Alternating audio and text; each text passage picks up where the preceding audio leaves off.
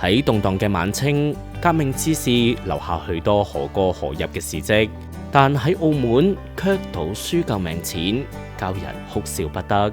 武昌起義前，孫中山先生曾多次發動武裝起義，為軍未能告捷，革命黨人士氣低迷。彼時尚未墮落成漢奸嘅汪精衛，仍係能寫出引刀成一快，不負少年頭嘅革命黨人。佢為挽回民眾對革命嘅信心，1909年冬與余培倫、黃復生、黎宗實、陳璧君等組成暗殺團，潛入北京，謀刺清朝攝政王載灃，但行動敗露，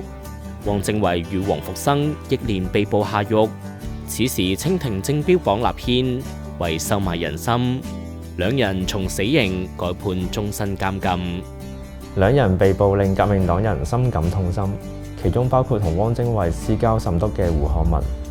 胡漢民出生於落魄嘅文人家庭，但佢少年成才，年紀輕輕已經考中舉人。後嚟佢赴日本留學，同窗入邊就有汪精衛。1905年，兩人一同加入同盟會，都成為咗孫中山嘅得力助手。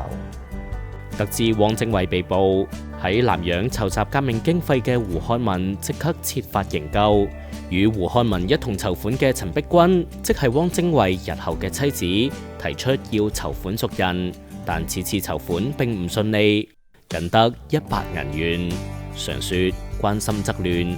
一人想救摯友，一人欲救摯愛，心急之下諗到嘅，竟然係嚟澳門賭場孤注一擲。